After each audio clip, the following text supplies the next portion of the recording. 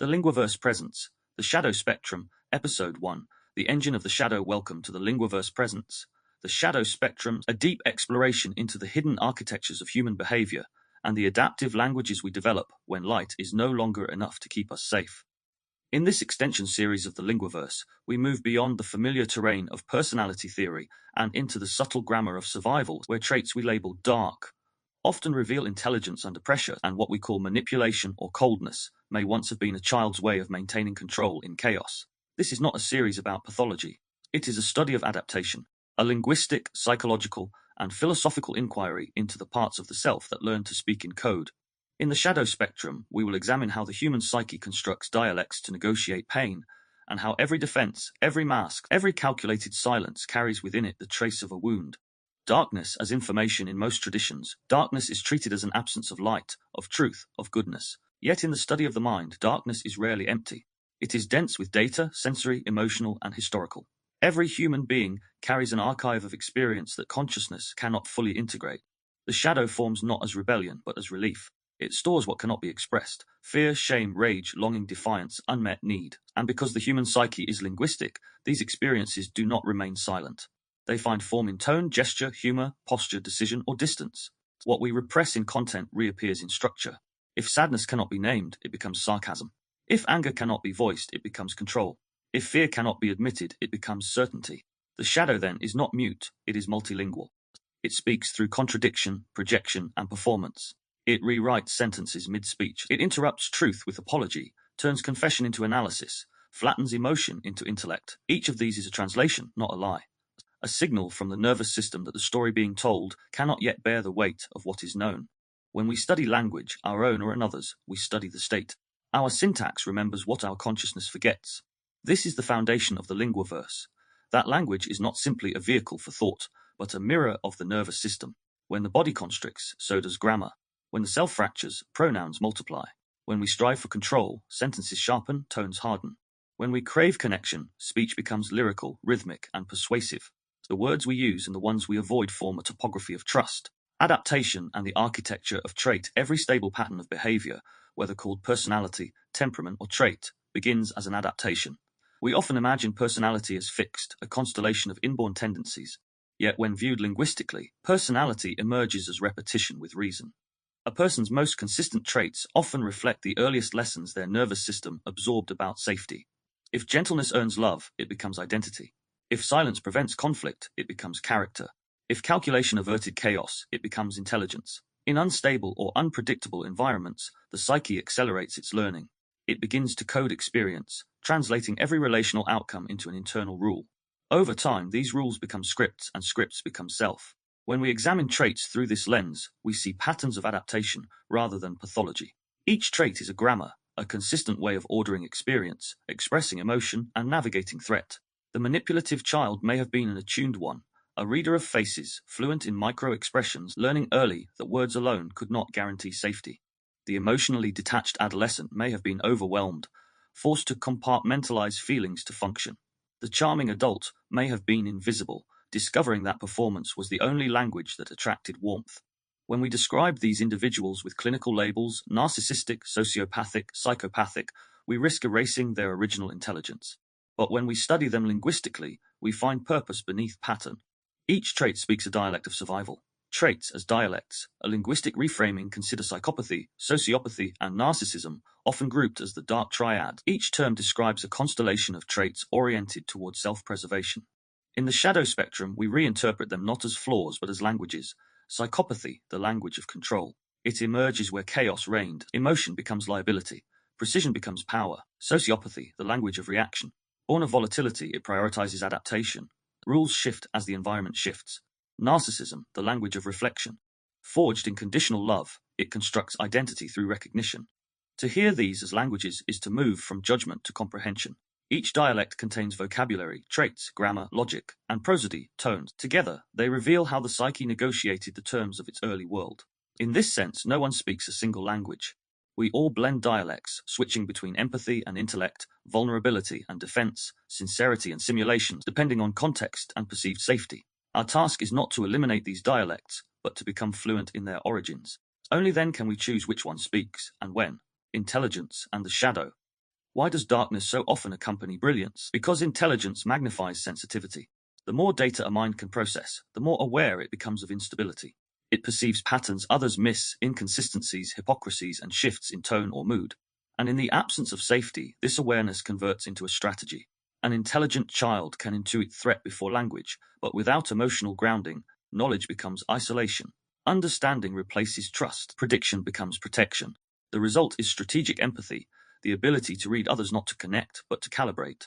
The gifted mind learns the grammar of every room, modulating itself to maintain control. This is why so many highly intelligent individuals describe a tension between insight and intimacy, between knowing and belonging. Awareness without safety breeds simulation. One begins to perform understanding rather than embody it. When intelligence evolves under threat, it becomes architecture. Logic replaces vulnerability. Planning replaces presence. Performance replaces authenticity. Thus, darkness is not stupidity or cruelty. It is consciousness contorted. The role of repetition. What begins as an adaptation becomes identity through repetition. A single act of control in a chaotic environment, staying silent, withholding feeling, and analyzing every move, can crystallize into a habit. Over time, a habit hardens into a trait. The psyche, ever efficient, automates what worked. This is how strategies of protection become signatures of personality. A single sentence repeated for years becomes doctrine. A single posture of defense becomes bearing. A single tone of authority becomes identity. Our language reflects these repetitions. Words we overuse are usually words that once kept us safe. Listen for your defaults, the qualifiers that soften every truth, the certainty that preempts every challenge, the humor that deflects every discomfort. Each linguistic habit is a residue of adaptation. The purpose of this series, the shadow spectrum, invites you to trace your own adaptive languages, not to condemn them, but to comprehend them. Across the coming episodes, we'll map how traits, archetypes, and narratives intertwine, how manipulation and empathy share neural roots, how authority, charm, and detachment arise from particular grammars of survival. We will move through archetypes, the predator, the wounded strategist, the mirror bearer, and others, not as villains but as translators. Each carries a message about the conditions that shaped it, and with each translation we reclaim choice. The goal is not to erase our shadows, but to read them fluently, to speak the full language of the self without splitting between acceptable and unacceptable parts. Because integration begins not with light, but with literacy. Reflection. What part of your personality was once protection? Choose one quality you value in yourself: precision, charm, wit, composure, or independence. Trace it back.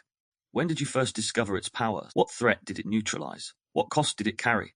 The first step to translating the shadow is gratitude, recognizing that what now constrains was once preserved. The psychology of darkness and the origin of the shadow mind. Every shadow begins as a form of problem solving. Faced with conditions that threaten emotional equilibrium, unpredictability, criticism, neglect, and conditional love, the psyche constructs responses that preserve function. These responses do not ask, what is good, but what works. Why intelligent minds create shadow languages. The developing mind, particularly an intelligent one, quickly recognizes the asymmetry between its sensitivity and its environment. It perceives nuance, contradiction, and unspoken expectation. In a stable world, this awareness can mature into empathy. In an unstable one, it becomes a strategy. A child who can read tension in a parent's voice may learn to preempt conflict by adapting tone, language, and posture. The habit repeated becomes a grammar: say this, not that, move this way, not that. Over the years, these adjustments form a parallel language, one oriented toward prediction, control, and preservation. Thus, the shadow mind is not evil, it is efficient. It remembers the cost of exposure and learns to code emotion into acceptable forms. Intellect, humor, charm, silence. When intelligence encounters a threat, it does not shut down, it divides. One part continues to feel, the other to analyze. The result is dual fluency, emotional sensitivity housed within cognitive precision. The tragedy is not that these individuals lack empathy, but that empathy has been rerouted through intellect. The shadow learns to understand without trusting, to observe without engaging. This is the first mark of a shadow language, speech designed to manage emotion rather than express it. Intelligence, as defense cognitive ability, offers the psyche tools for translation. Where others rely on instinct, the intelligent mind constructs narrative. It builds models, predicts reactions, and identifies contingencies. If the environment is nurturing, this becomes foresight. If it is hostile, it becomes hypervigilant. In unsafe conditions, intelligence accelerates survival learning. It learns emotional economies, when to speak, how much to reveal, and which words invite approval or attack. It memorizes tone as data, the inflection before anger, the silence before withdrawal. Over time, cognition eclipses emotion. Feeling is deferred until it can be decoded. Expression is delayed until it can be justified. The mind begins to prefer simulation to spontaneity. Rather than being present, it models presence. Rather than feel safe, it performs safety. From the outside, this can resemble detachment, arrogance, or manipulation. Inside, it feels like precision, a refusal to gamble with uncertainty. When intelligence is used as insulation, the individual develops a profound but lonely mastery. They can read others, but struggle to be read. They can predict outcomes, but rarely feel surprise. They can empathize intellectually, but not always viscerally. Their language mirrors this stance, articulate, persuasive, sometimes evasive. It reveals depth of thought, but not necessarily depth of trust. In essence, intelligence becomes armor. It reframes vulnerability as error and replaces intimacy with insight. From innocence to intellect, the shift from empathy to strategy empathy and manipulation share the same neural root, the theory of mind, the capacity to infer the thoughts and feelings of others. The difference lies not in perception, but in purpose. An empathic child uses attunement to connect. A strategic child uses attunement to survive. When openness is met with inconsistency, the psyche recalibrates. If understanding you cannot secure safety, predicting you might, this shift often occurs silently. A sensitive mind, overwhelmed by emotional unpredictability, begins to value foresight over feeling. It learns that care can be exploited, that transparency can be punished. So it adapts, preserving empathy as awareness, but redirecting it toward control. This is how manipulation is born, not from malice, but from memorized disappointment. It is empathy stripped of trust, functioning without reciprocity. Over time, strategy replaces sincerity. The individual stops asking, "What is true?" and begins asking, "What works?" They stop revealing and start rehearsing. They replace dialogue with design. Yet even here, the core intention remains survival. The manipulative act is often a coded plea. Will you meet me in the language I understand, one of consistency, clarity, and logic? To label such behavior purely as deceit misses its origin in disappointment. The shadow mind does not aim to dominate, it aims to avoid pain. The linguistic markers of adaptation language offers a map of the internal state. Each adaptive strategy leaves traces in syntax, diction, and prosody. A compression. When the body perceives a threat, language contracts, sentences shorten, descriptors vanish, tone flattens. This is the grammar of control, clarity as containment. I'm fine. It's done. That's irrelevant. Each phrase erects a boundary. B. Expansion. When the self fears invisibility, language proliferates. Sentences lengthen. Qualifiers multiply. Metaphors bloom. This is the grammar of performance, resonance as reassurance. What I mean is, if you think about it, maybe it's not so simple. C. Ambiguity. When safety depends on flexibility, language destabilizes. Pronouns shift. Verbs hedge. Certainty dissolves. We could, unless it changes. You know how it is. This is the grammar of adaptation, survival through fluidity. Each pattern signals a distinct nervous system logic. To read them is to glimpse the structure of someone's earliest negotiations with the world. Awareness of these markers allows for reauthorship. Once seen, they can be softened, expanded, clarified, not by force, but through safety. Case study. The gifted strategist. Consider a child named Aiden, articulate, observant, and quick to learn. In a home marked by volatility, he discovers early that tone precedes tension. The sharp intake of breath, the pause before a reprimand, these are cues. Aiden begins to adapt his speech accordingly. When calm, he mirrors calm. When anger brews, he deflects with humor or silence. His language becomes a thermostat, regulating others to stabilize the room. In adolescence, this precision earns praise, mature for his age. In adulthood, it evolves into charm, persuasion, and leadership. But intimacy exposes the cost. Conversations feel rehearsed. Vulnerability seems dangerous. Love requires uncertainty, a grammar he never learned. Aiden's intelligence solved one problem, unpredictability, by creating another, distance. His brilliance became a barricade. This is the archetype of the wounded strategist, fluent in adaptation, fluent in others, yet estranged from spontaneity.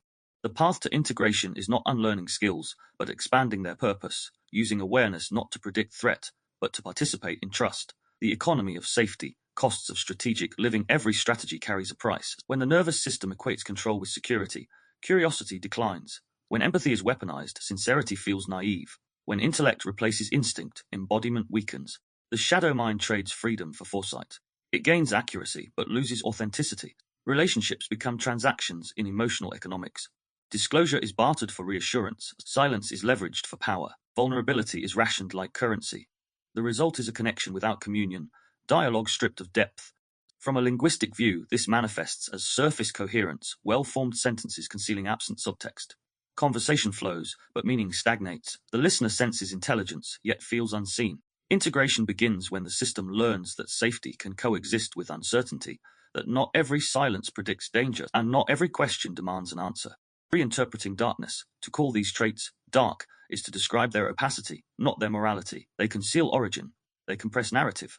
They redirect energy inward. Shadow darkness is not evil. It is an unlit memory. It contains information awaiting interpretation. When brought to awareness, these traits reveal brilliance, emotional algorithms that once ensured survival. Their integration requires translation. Control becomes discernment. Manipulation becomes empathy with boundaries. Performance becomes an authentic expression. The task is not exorcism, but expansion, widening the grammar of the self to include what was once excluded. Reflection. Where brilliance protects what once broke, identify a skill you rely on in moments of stress, humor, analysis, persuasion, or composure. Ask, when did this become necessary? What discomfort does it prevent? What truth does it conceal? Write or speak without editing. Notice the tone. Are you defending or describing? Awareness emerges through observation, not accusation. Practice. Mapping your adaptive archetype. Draw 3 concentric circles labeled conditioning, archetype, expression. In conditioning, note formative contexts, chaos, criticism, neglect, performance. In archetype, place the role you assumed, predator, strategist, mirror bearer. In expression, list traits and linguistic habits, calmness, verbosity, precision, humor. Observe how each layer informs the next. This is your adaptive language, the dialect your nervous system wrote in response to history. Integration begins by reading, not erasing, these inscriptions. Integration. Intelligence reunited with safety. The shadow mind is not a flaw in design, it is evidence of learning. Its strategies reflect mastery, pattern recognition, foresight, and modulation. But mastery without trust imprisons its maker. To evolve, intelligence must rejoin safety. When awareness and acceptance converge, strategy relaxes into skill. The same insight that once controlled can now create. Linguistically, this is the shift from defensive speech to authored language, words chosen not to conceal, but to connect. Each time you replace prediction with presence, you rewrite your syntax of survival. And this is where we now turn, because every adaptation, every trait, every reflex eventually finds its expression in sound. The tongue remembers what the hands could not hold. Our grammar becomes a mirror, not only of what we know, but of what we fear. To understand the shadow spectrum, we must therefore learn to read its language, to trace how tone, silence, metaphor, and omission become instruments of protection. The syntax of survival, how language encodes protection. The tongue remembers what the hands could not hold. Every word we speak carries the weight of previous negotiations between truth and tolerance. Before thought becomes audible, it passes through the body's internal editor, a reflexive system designed to preserve safety above all else. This editor does not consult reason, it consults memory. The nervous system remembers the tone that startled, the silence that saved, the word that once drew consequence. Through these recollections, it shapes what may now be spoken. This is why, in the presence of a threat, language constricts. It becomes measured, minimal, and efficient, a coded transmission that privileges control over connection. Under stress, we do not search for poetry, we search for exits. Yet, in moments of genuine safety, our language opens like a window. It elongates, meanders, and invites curiosity. Words gather companions. Sentences welcome detours. Language, then, is not only a reflection of thought, but it is also an index of safety. Each clause reveals the nervous system's state, relaxed or vigilant, receptive or defensive.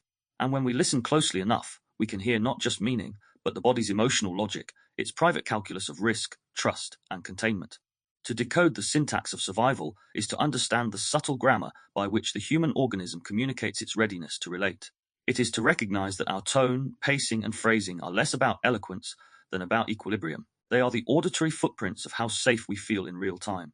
The body, as grammarian, before a single word leaves the mouth, the body writes its first draft. Breath becomes punctuation. Posture arranges paragraphs. The heartbeat keeps cadence. In the milliseconds between thought and articulation, the nervous system makes editorial decisions. It decides whether openness is permissible, whether vulnerability can be afforded, and whether truth will be metabolized or weaponized. When the body feels safe, it permits linguistic risk. Sentences stretch, adjectives flourish, and conjunctions appear. There is space for reflection, ambiguity, even humor. The voice softens, the pace evens, and language mirrors the gentle undulations of parasympathetic rhythm. When the body perceives danger, even the faintest echo of an old wound, it moves toward efficiency. Language shortens. Inflection flattens, curiosity collapses into certainty. A single tone dominates where melody once played. The organism streamlines expression, conserving energy for prediction, not exploration. Safety produces syntactic generosity. Threat produces grammatical austerity. The degree of verbal openness we display is proportional to the physiological openness we feel. Consider how often we apologize for rambling when finally relaxed, or become suddenly terse after a sharp interruption. These are not lapses in communication. They are micro-regulations of exposure. Our words expand and contract like lungs, mirroring the scope of perceived safety. To speak without awareness of the body is to read a book without noticing its binding. The nervous system is the hidden author of our style, linguistic echoes of early environments. Every individual develops a personal dialect of protection, a pattern shaped by the relational weather of their formative years. Environments marked by volatility teach linguistic vigilance. Households ruled by criticism breed cautious articulation. Spaces void of acknowledgement reward silence. Over time, these adaptive choices become habits, then identities. A child raised in unpredictability learns to monitor tone the way sailors study wind. Their sentences become forecasts, calculated anticipations of mood. Another raised in the echo chamber of neglect learns economy. Why waste words when no one listens? Their brevity is not rudeness, it is resignation rehearsed. Even those from stable environments inherit micro-patterns of their culture's stress. A society that prizes productivity trains compression. One that punishes dissent rewards metaphor. A family that confuses compliance with kindness raises children fluent in expansion, wrapping each opinion in cushioning clauses to preserve belonging. Thus, every accent, idiom, and turn of phrase tells a survival story. Our syntax is an autobiography written in muscle memory. Dialects of defense language wears many armors. Each is intelligent, a solution forged under pressure. To read them is not to pathologize speech, but to trace the ingenuity of adaptation. Compression is the dialect of control. It values precision, distrusts elaboration, and avoids vulnerability through concision. I'm fine. That's handled. It's nothing. The fewest words offer the smallest target. For the compressed speaker, safety resides in finality. Elaboration feels like exposure. Yet control's comfort is purchased with isolation. The cost of being unmisread is often being unseen. Expansion is the dialect of approval. It multiplies context to secure understanding. Sentences spool outward, cushioning content with qualifiers. Sort of, maybe I guess. This dialect seeks refuge in thoroughness. If I can explain enough, I can prevent misjudgment. Beneath the verbosity lies an anxious contract, comprehension in exchange for acceptance. Omission is the dialect of invisibility. It deletes details that feel combustible, erases self-reference, and replaces experience with summary. Things happened. It was complicated. What appears evasive is often protective. Omission is the body's linguistic hand over the mouth. Yet chronic erasure severs continuity, leaving narratives skeletal and selves uncertain. Metaphor is the dialect of containment. When emotion threatens to overwhelm, it is translated into imagery. There's a storm inside. My heart's in a cage. I'm drowning in expectation. The symbol acts as a pressure valve, diffusing intensity into artistry. But if left untranslated, metaphor becomes a maze. Feeling wanders forever in allegory, never arriving at a statement. Irony is the dialect of distance. It converts sincerity into spectacle. Guess I'm the villain again. Love that for me. Sarcasm protects dignity by performing detachment. Yet while irony guards against embarrassment, it also blocks intimacy. Perpetual jest becomes a moat around truth. Most people speak a hybrid tongue, shifting dialects with context. We compress under scrutiny, expand in apology, omit when ashamed, decorate when unseen, and deflect when close. Each switch is a nervous system decision, not a moral one. The task is awareness, learning to recognize when language is expressing self versus when it is executing protocol. Feedback loops. When words rewire, the body speech is not a one-way translation from thought to sound. It is a bidirectional circuit between mind and muscle. Words not only describe a state, they shape it. A sentence can constrict breath or expand it. A tone can activate fight or flight or cue calm. This is why rephrasing can regulate physiology. Language becomes a lever on the autonomic scale. When we replace, I can't handle this. This feels heavy, but I'm learning to hold it. The body hears possibility. Shoulders drop, inhalations lengthen. Cortisol yields to curiosity. This practice, deliberate reauthorship, is central to nervous system language. It invites the body to update its scripts, exchanging predictive certainty for present accuracy. The goal is not forced optimism, but congruence, speech that reflects reality without reenacting past alarms. Over time, these edits accumulate. Syntax becomes rehearsal for regulation. The mouth teaches the muscles new metaphors for safety. Silence as syntax omission speaks. The absence of language is language, a paragraph of pauses, a grammar of retreat. Many who endured overwhelming events possess memories without words. Experiences encoded in image or sensation remain untranscribed. Vocabulary never arrived to anchor them. These blanks appear in conversation as abrupt topic shifts, missing subjects, or vague pronouns. Something happened. We left. It changed. To fill such gaps, one must first dignify them. Silence marks the boundary between what was lived and what was narratable. Pressing for articulation too soon can reproduce the overwhelm that birthed the void. Gentle scaffolding, sensory description, temporal markers, and fragmentary phrases allow language to re-enter without demand. Each recovered clause is reclaimed. Each new sentence expands the terrain of the speakable, turning haunted corridors into mapped rooms. Naming is not exposure, it is exorcism by coherence, tone. The nervous system's melody before comprehension. There is resonance. Tone delivers the emotional metadata of speech, the subtle code by which we infer intent. The same phrase, I'm fine, alters meaning entirely through melody. Flat monotone signals withdrawal. Upward inflection hints uncertainty. Softened warmth invites trust. Our ears, attuned since infancy to prosodic cues, often decode tone faster than semantics. Incongruence between word and music. Gentle content in a harsh register. Polite phrasing over clenched breath reveals divided allegiance. Part of the system seeks connection. Another still anticipates harm. Cultivating tonal awareness can transform dialogue. By aligning inflection with intention, we communicate not just information, but integration. Reflection. The sentence that guards the gate. Each of us carries a phrase that appears whenever vulnerability approaches, a well-rehearsed sentinel that keeps tenderness at bay. It might be, I'm fine, doesn't matter, I don't know, or a clever redirection into humor. Find yours. Hear when it enters the room. Ask, when was this sentence first necessary? What does it protect me from revealing? What part of me still believes silence equals safety? Now reimagine the phrase in 3 new dialects. 1.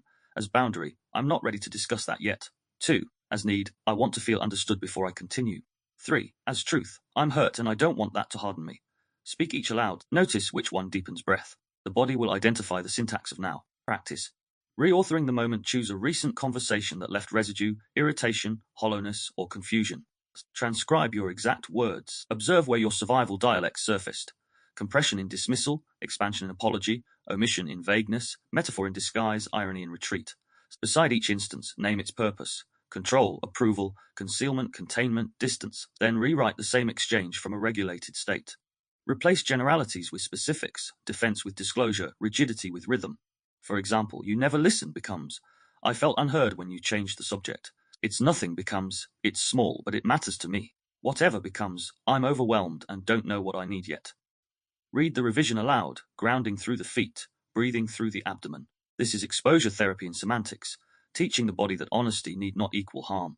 Integration, coherence as safety. To heal our speech is not to eliminate defense, but to gain authorship. Compression evolves into discernment, expansion into nuance, omission into privacy, metaphor into artistry, and irony into wit. Language, once enslaved to predictio, becomes an instrument of presence.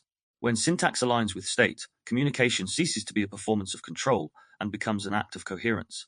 The nervous system, hearing its own congruence, relaxes. Breath joins meaning. Tone joins truth. Fluency in safety's language is not ornamental. It is existential. Every regulated sentence whispers a new contract.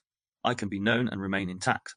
Having traced how protection shapes expression, we now descend into the architecture beneath language, the triadic framework from which our words emerge. Personality provides the mask, archetype the myth, conditioning the script.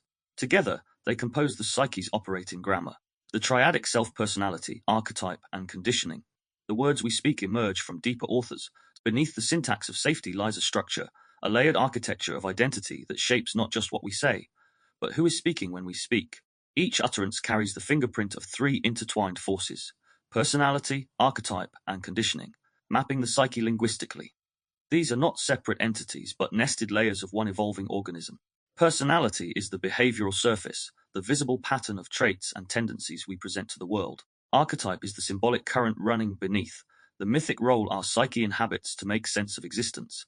Conditioning is the subterranean soil, the accumulated sediment of early learning, socialization, and cultural expectation. Together, they form the triadic self, the full ecology of expression from which our language grows. In every conversation, these layers converse through us. One part seeks coherence, another seeks recognition, a third simply repeats what it was taught. The voice that emerges is not singular, but a chord. To listen inwardly is to distinguish its notes, to hear when we are speaking from the present self, rather than the protective script, the living individual rather than the symbolic role.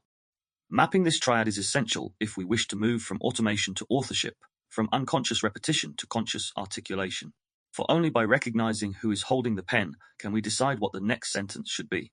The architecture of identity is not a fixed monument, but a scaffolding, built, revised, and repainted across time. The psyche learns to balance 3 imperatives: adaptation, meaning, and memory. Adaptation gives rise to personality, the constellation of traits optimized for survival in a particular ecology. Meaning births archetype, the narrative identity that translates life into mythic coherence. Memory crystallizes into conditioning, the patterned residue of past reinforcement and relational imprint. These layers function simultaneously. Conditioning whispers limits, archetype provides script, personality performs within the given stage. What we call me is the intersection, a dynamic equilibrium of temperament, role, and rehearsal. This tripartite structure is not pathology, it is precision. The human organism evolved to navigate complexity by developing multiple organizing lenses, the pragmatic, the symbolic, and the historical. Problems arise only when one layer usurps the others, when conditioning freezes growth, when archetype consumes autonomy, when personality masquerades as essence. To map the self linguistically, we trace each layer's grammar. Personality speaks in traits, confident, cautious, curious. Archetype speaks in metaphor, hero, healer, wanderer. Conditioning speaks in repetition, phrases inherited, reflexes rehearsed. Together, they generate the language of identity. Personality, the performer of context personality, is the surface architecture, the interface between organism and environment. It emerges from temperament shaped by experience, expressing through preferences, values, and habitual responses. It is how the psyche behaves when translated into behavior. In linguistic terms, personality is style, the consistent tone, rhythm, and vocabulary through which the self communicates. The assertive personality favors declarative syntax. The reflective one leans toward inquiry, and the conciliatory one softens statements into suggestions. Our conversational habits, interruption or patience, humor or gravity, detail or summary, are all personal dialects. Yet personality is not fixed. It is adaptive choreography, shifting with the audience and arena. The same individual may speak boldly in leadership, hesitantly in intimacy, analytically in solitude. These variations are not deception, they are calibration. Personality operates on the logic of fit. It optimizes visibility where visibility is rewarded, and minimizes friction where friction invites threat. In this way, personality is both authentic and strategic, a bridge built from genuine disposition and learned pragmatism. But when environments remain chronically unsafe or rigid, the bridge becomes a mask. Traits ossify into defenses. Confidence becomes control, agreeableness, appeasement, independence, isolation. The flexible interface hardens into persona, a fixed performance mistaken for self. To listen linguistically is to hear when personality has shifted from adaptation to armor. The tone tightens, curiosity vanishes, humor becomes brittle. The voice moves from expression to exhibition, speaking not to reveal, but to maintain the role that once guaranteed belonging. Reclaiming personality's fluidity means allowing the performer to rejoin the person, remembering that every role was once an attempt to stay alive. Archetype, the myth within the mind beneath behavior, runs narrative. The psyche organizes experience through story, assigning symbolic meaning to pain and purpose to pattern. This mythic scaffolding is the domain of the archetype, the universal motif through which individuality becomes intelligible. Archetypes are not mere metaphors, they are cognitive myths, ancient neural templates that structure how we interpret circumstances. When we identify as the caretaker, the warrior, the outcast, the seeker, we are naming the script through which our psyche stages existence. Each archetype carries its own linguistic register. The hero speaks in verbs, action, pursuit, and conquest. The healer favors empathy and reconciliation, weaving sentences that hold rather than strike. The sage uses qualifiers and reflection, constructing discourse as exploration. The rebel compresses, provokes, and disrupts rhythm to jolt awareness. We do not consciously select these voices, they select us. Archetypal language arises when personal experience intersects collective pattern, when our private story echoes the architecture of myth. This symbolic layer offers coherence, transforming chaos into narrative necessity. Suffering becomes initiation, struggle becomes pilgrimage. Yet what grants meaning can also impose mandate. The hero who cannot rest becomes a tyrant. The caregiver who cannot detach becomes a martyr. When archetype hardens into identity, language narrows to its mythic bandwidth. Every sentence reaffirms the role. The rebel must resist, even when peace is possible. The lover must merge, even when solitude calls. We begin speaking not as humans exploring options, but as characters reciting fates. Linguistic awareness allows gentle decoupling. By observing the metaphors we favor, journeys, battles, mirrors, and prisons, we discern which archetype holds the microphone. Integration invites dialogue among them, ensuring no single myth monopolizes the mouth. Conditioning, the invisible author. If personality is performance and archetype is story, conditioning is script, the unseen author shaping both form and plot. It is the accumulation of learned associations, emotional templates, and linguistic habits forged through repetition. Conditioning writes in reflexes. It finishes sentences before thought arrives, supplies inherited phrases. Boys don't cry, keep the peace, be strong, and determines what tones feel permissible. While personality negotiates and archetype narrates, conditioning dictates.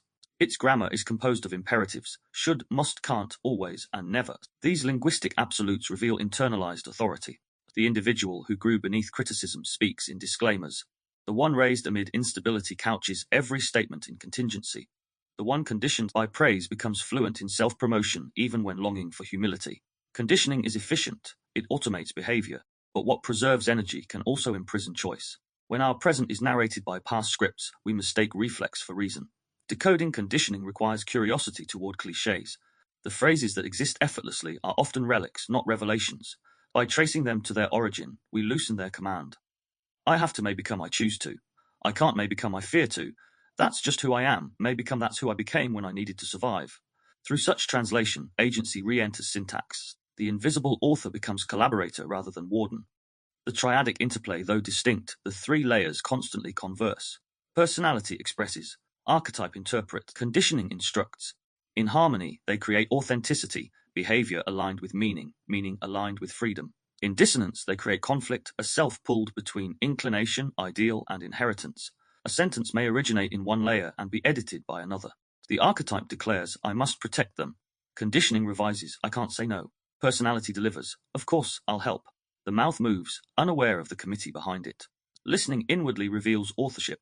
A rigid tone may belong to conditioning's command, a grand metaphor to archetype's myth, a careful qualifier to personality's diplomacy. By identifying the speaker, we gain a choice, to let the line stand or rewrite it.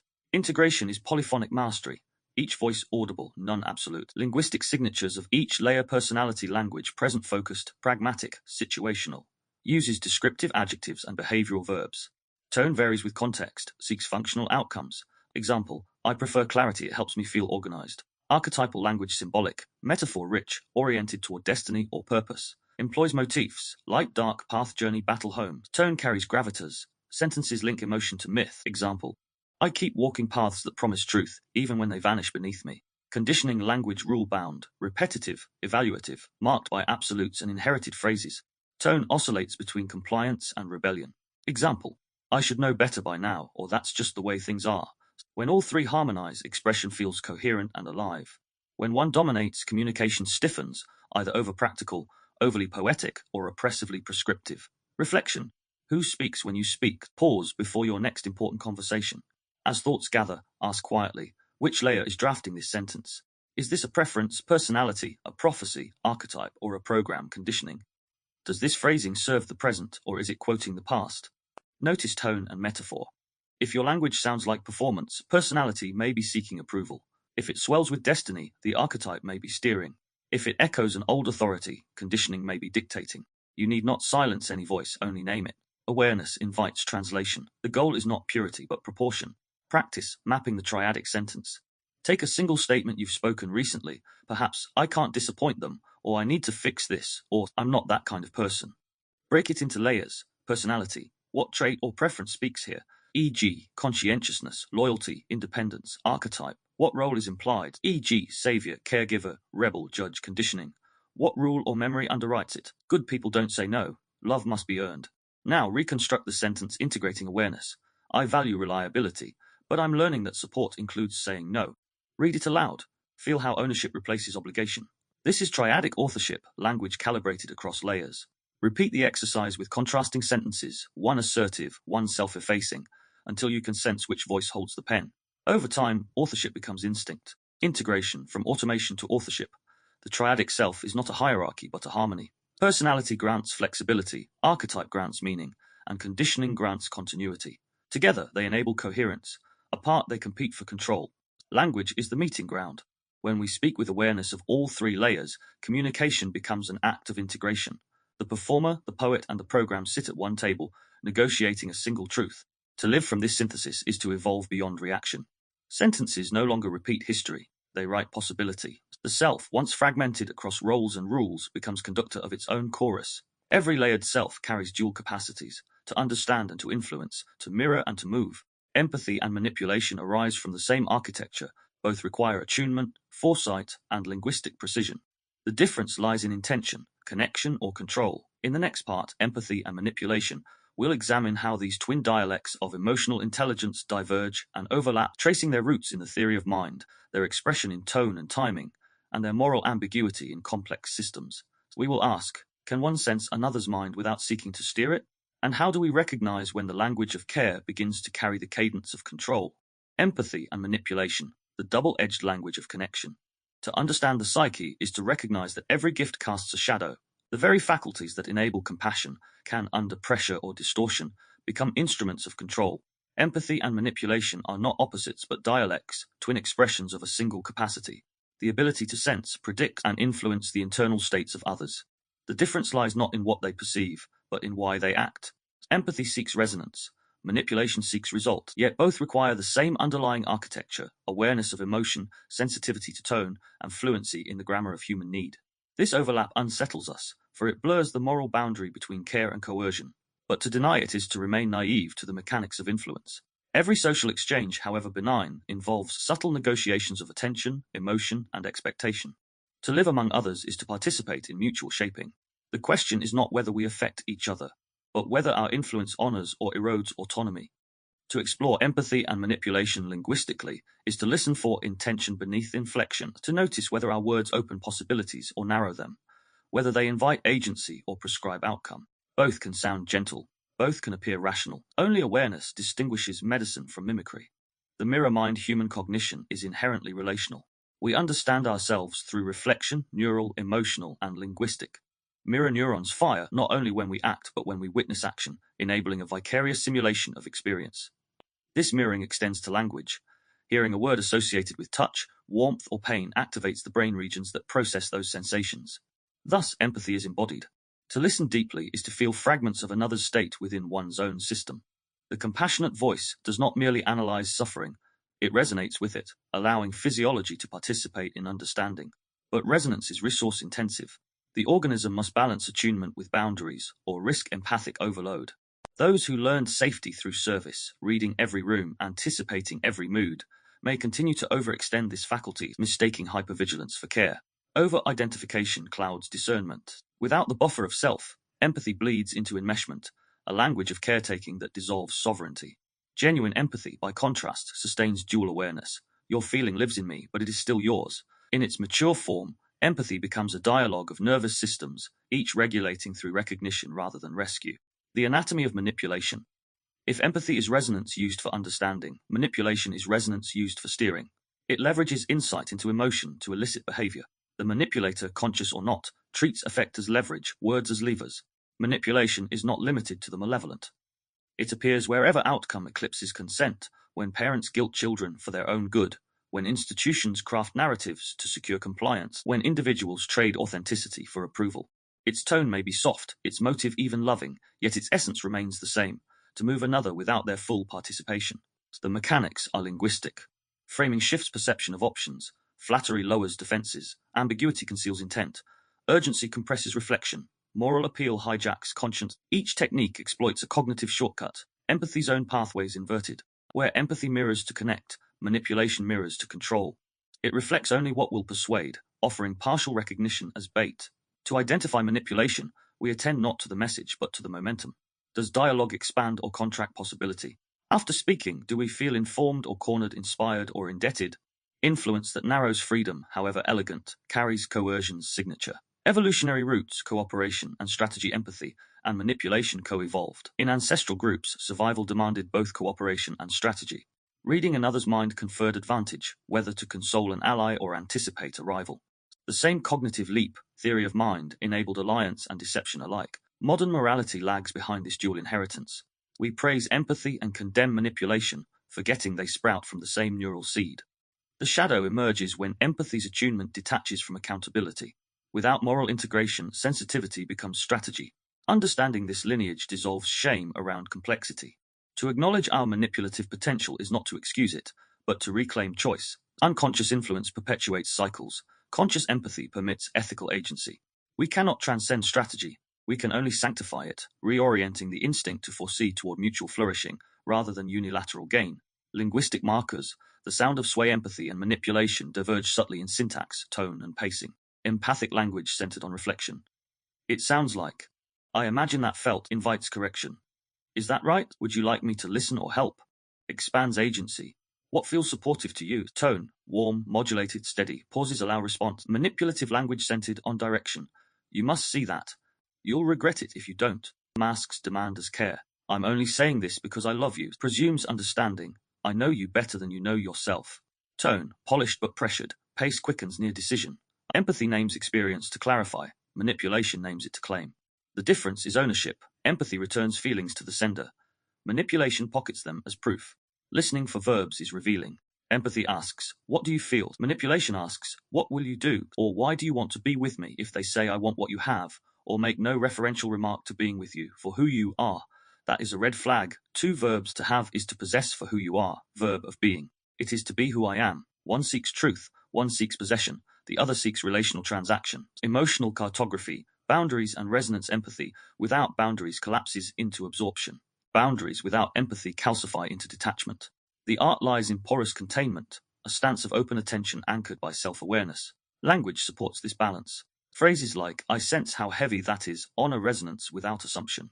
Questions like, would you like reflection or space, clarify the role before offering aid. These micro-contracts preserve dignity on both sides. Manipulation, by contrast, blurs roles. It presents help already decided, empathy already spent. Its offers arrive wrapped in obligation. After all I've done for you, the receiver is not met but managed. Boundaried empathy trusts the other's evolution. It names pain, not path. Accompanies, not choreographed. Its measure is liberation.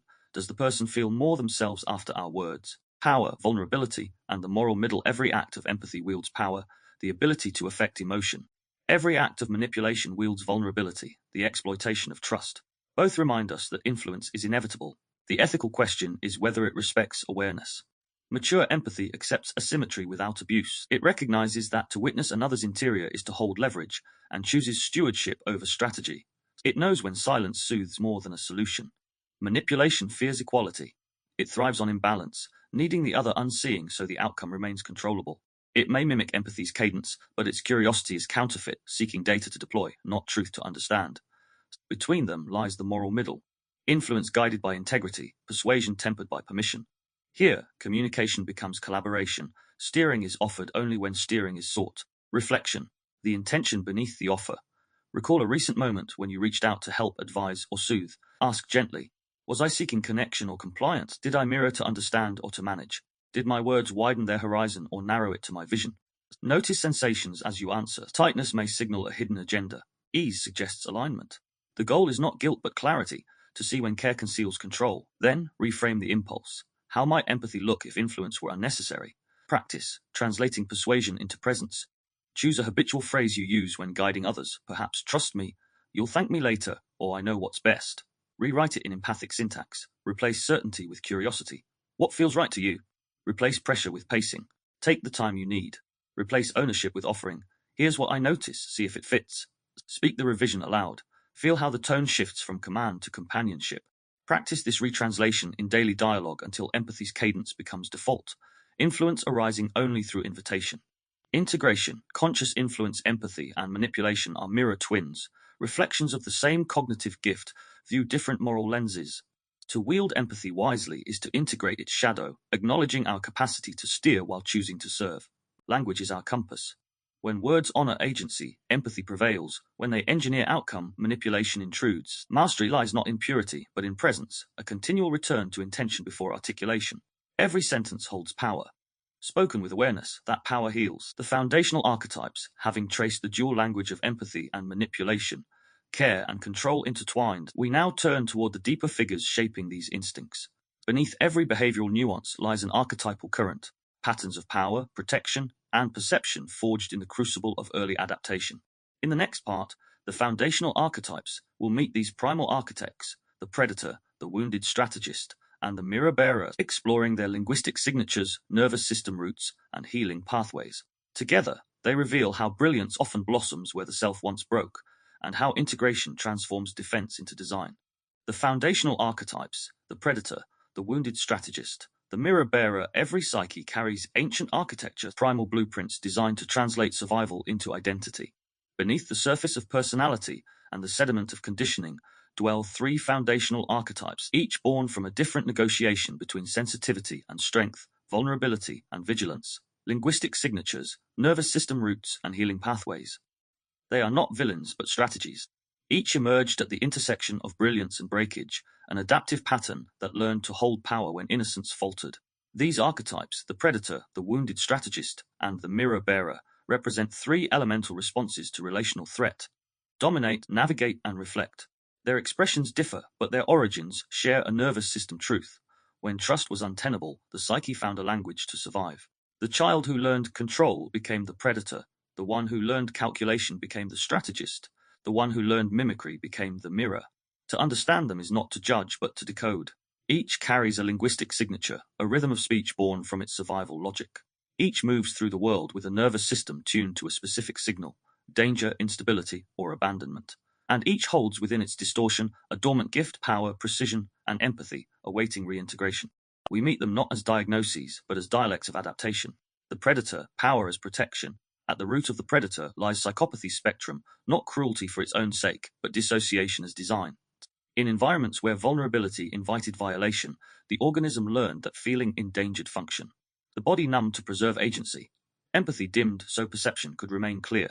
This archetype internalized the lesson. To be safe, one must be superior. The nervous system stabilizes through dominance. Control becomes regulation. The predator's calm is not peace but command, parasympathetic poise masking a history of threat. Linguistic signature. The predator speaks in statements, not stories. Language is efficient, instrumental, and emotionally sparse. Sentences prioritize logic and outcome. Adjectives are utilitarian. Tone remains steady even in tension, effect as armor. Common phrases. It's simple. Don't overthink it. Handle it. Metaphor, when used, frames life as a game or hunt, pursuits of clarity through conquest. The voice avoids apology and prefers precision over persuasion. Beneath this compression lies a disowned tenderness. The predator once felt too much too soon. Power became prosthetic for protection. Nervous system roots biologically. The predator's system leans toward dorsal vagal regulation through dominance, a calm that emerges not from trust but from control. In early chaos, power provided predictability. Autonomy replaced attachment. This pattern manifests as comfort in crisis, clarity under pressure, and aversion to dependence. Intimacy threatens equilibrium, hierarchy restores it. The body associates care with captivity, empathy with exposure. Healing pathway. The path forward is safe surrender, learning that openness need not equal annihilation. This begins through somatic resensitization, micro moments of felt safety within mutuality. Language shifts from command to curiosity, from do it to how do you feel. Integration invites the predator to reframe power not as control, but as containment, the ability to hold space, not seize it. When precision serves compassion, dominance transforms into direction. The same clarity that once conquered can now guide. The gift beneath the predator is leadership without fear, the capacity to remain steady in a storm, using strength to stabilize, not subjugate. The wounded strategist, control through calculation, where the predator adapted by overriding feeling. The wounded strategist, the archetype of sociopathy's spectrum, adapted by anticipating threat through intellect. It is the mind as armor, strategy as solace. Raised amid inconsistency or betrayal, the strategist learned to survive through foresight. Emotion, unreliable as a compass, was replaced by logic. Trust became transactional, sincerity, suspect. This archetype's intelligence is surgical, reading motives, mapping outcomes, mastering manipulation not from malice but necessity.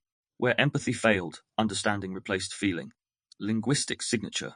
The wounded strategist speaks in questions disguised as statements. Language is layered, analytical, and laced with contingency.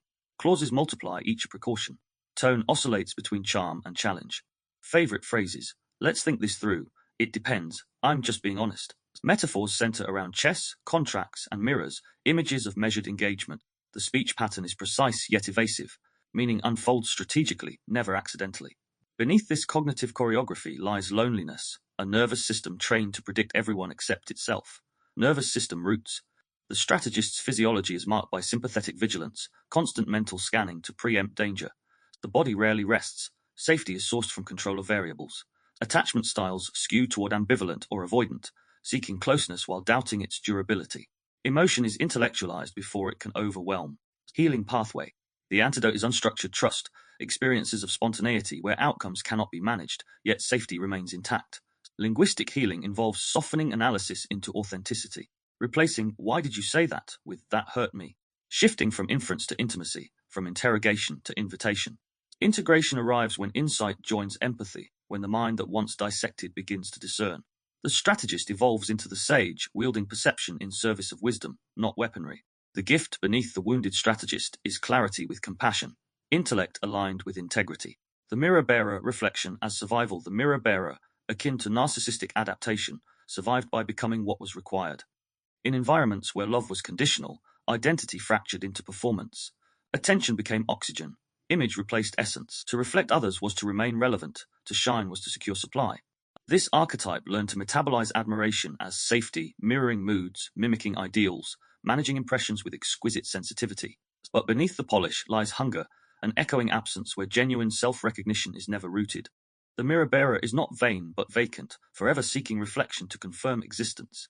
Linguistic signature. The mirror speaks in echoes, language shaped by the audience. Phrases mirror tone, vocabulary shifts to match interlocutor. Sentences overflow with superlatives or collapse into vagueness when unmirrored.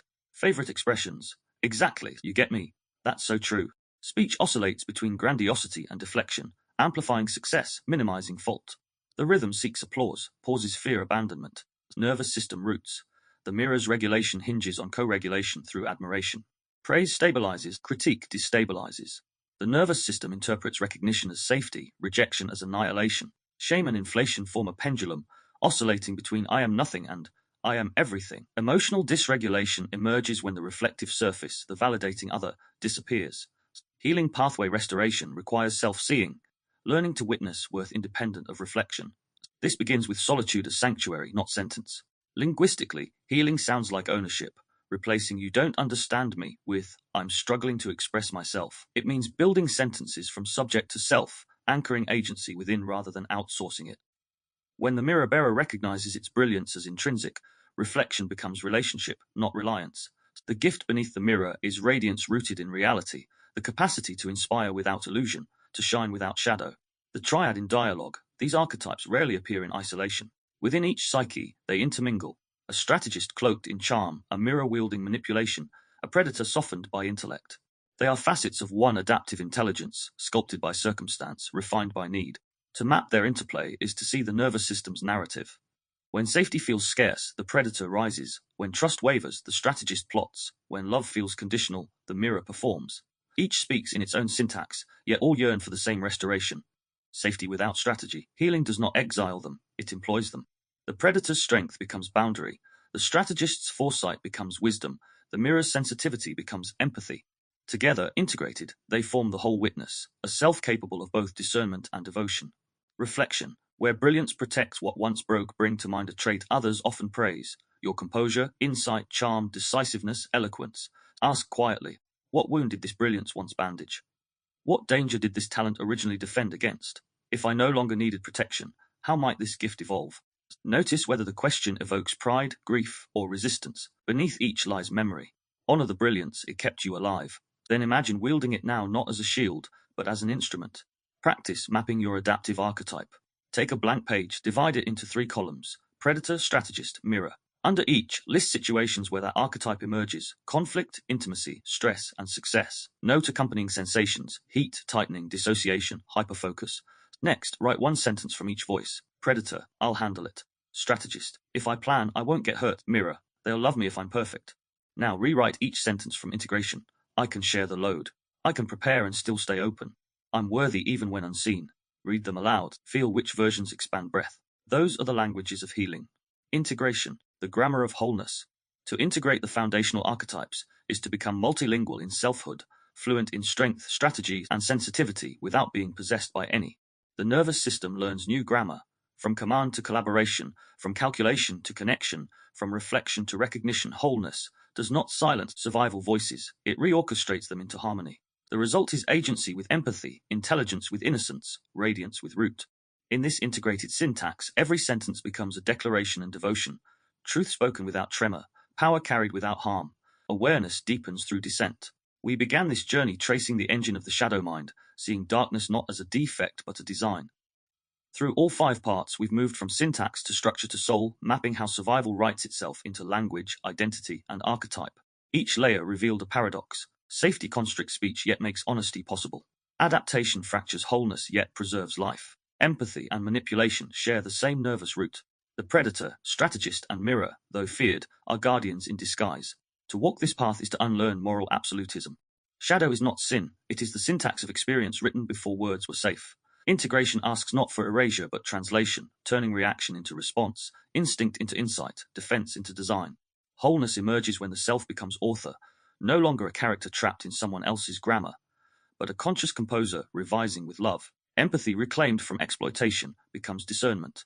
Power purified by presence becomes stewardship. Reflection grounded in reality becomes authenticity. In this reauthored psyche, language serves liberation. Each word chosen becomes a ceremony, an offering to truth, a truce with time. Now we turn towards episode 2, Masks of Power, Charm, Control, and Cold Cognition. As we close this chapter, the stage shifts from architecture to performance. Now that we've met the archetypes, we'll study their costumes, the linguistic disguises by which power conceals itself in civility. In episode 2, Masks of Power, Charm, Control, and Cold Cognition, we'll dissect the theater of authority, how tone, timing, and tension shape perception. We'll explore charm as strategy, composure as camouflage, and the thin line where charisma curdles into coercion. You'll learn to hear beneath the surface, to sense when persuasion is performance, when confidence cloaks calculation. Together, we'll refine perception from admiration to awareness, ensuring that the brilliance we meet in others no longer blinds us to boundaries. Thank you for traveling through this first descent into the shadow spectrum, a mirror maze where darkness revealed its design. May these insights not harden you, but humanize you. May knowledge return you to nuance, where empathy and honesty walk hand in hand.